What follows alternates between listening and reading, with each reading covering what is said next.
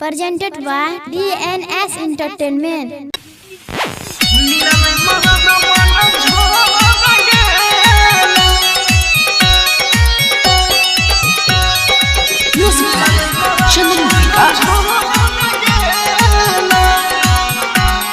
आप सुन रहे हैं पीके म्यूजिक की शानदार सुजीत सहरसा के सबसे परिहार होई नहीं रे के लभर गे मिललै मरद बन झर गे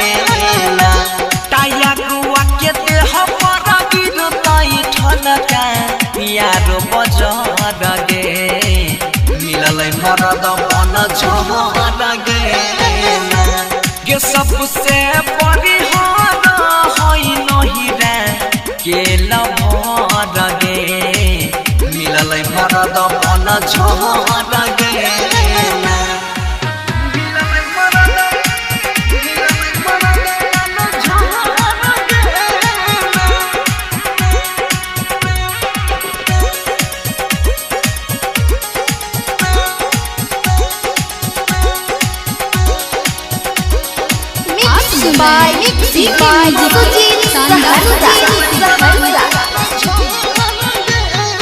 रोजे पी के आबही छै तारी सारी ओढ़ी के सुते गर थारी रोजे पी के आबही छै तारी सारी ओढ़ी के सुते गर थारी सारी ओढ़ी के सुते गर थारी कुछो नहीं न केना दै छै कोढ़िया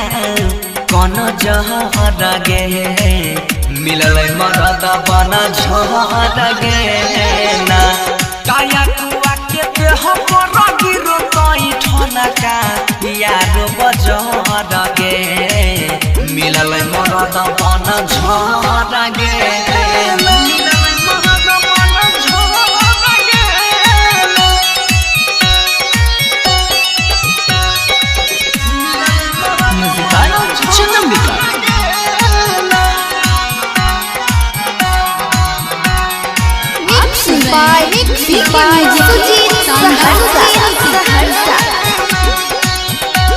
काया था रात में बोतल कई दिया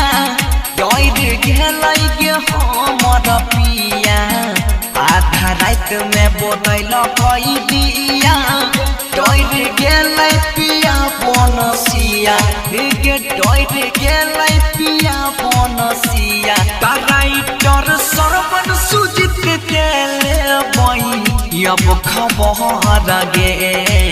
मिललै मरद बन झर गे ना ताया गुआ के देह पर गिरतै ठनका यार बजर गे मिललै मरद बन झर गे ना के सबसे परिहार होई नहीं रे के लभर गे मिललै मरद बन झर गे सुजीत सहरसा।